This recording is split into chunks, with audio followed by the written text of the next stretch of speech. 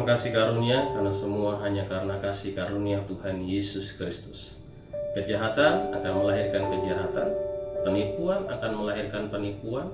Apa yang kita tabur pasti kita akan menuai, tetapi permasalahannya kita tidak pernah tahu kapan kita akan menuai, apakah cepat atau lambat, dan dari siapa kita akan menuai.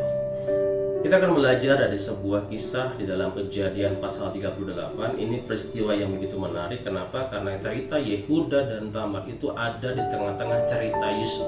Dalam Kejadian 38 ayat 26, Yehuda memeriksa barang-barang itu lalu berkata, "Bukan aku, tapi perempuan itulah yang benar.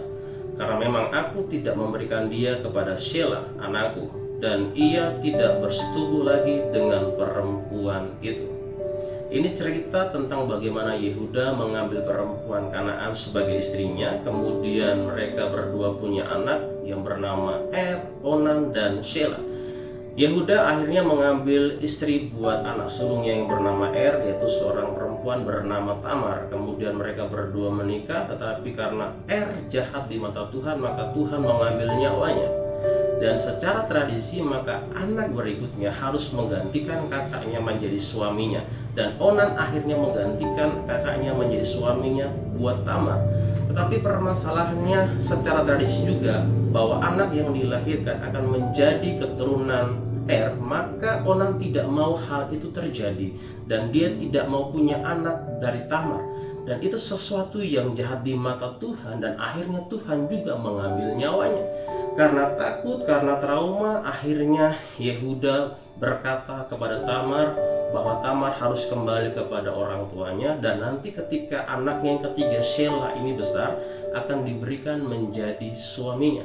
Kemudian Tamar kembali kepada orang tuanya, dan singkat cerita Yehuda hendak pergi ke Timnah, dan berita ini terdengar atau diketahui oleh Tamar. Kemudian Tamar melepaskan pakaian kejandaannya dan dia bertelepung di pinggir jalan seolah-olah seperti seorang perempuan pelacur.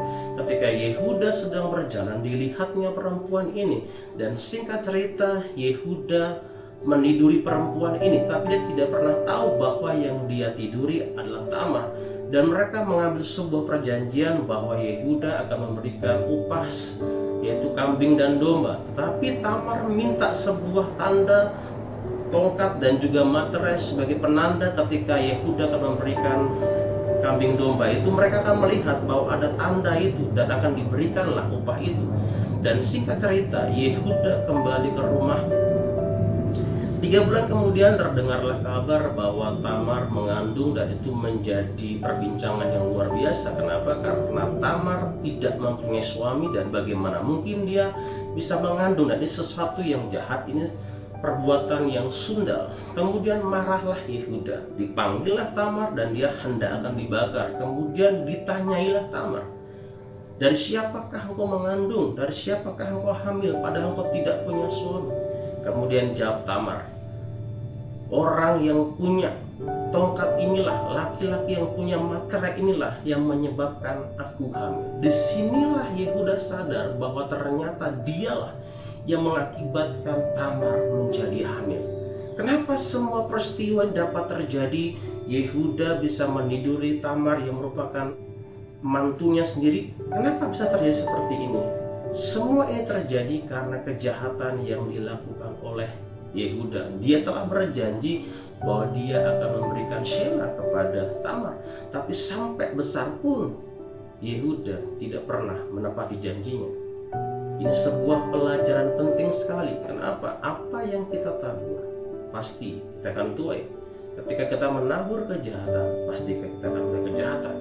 Ketika kita menabur penipuan, kita akan menuai penipuan. Untuk itulah ketika engkau pernah berjanji, belajarlah menepati janjimu. Taburlah sesuatu yang baik, maka engkau akan menuai sesuatu yang baik dalam kehidupan. Tuhan Yesus memberkati.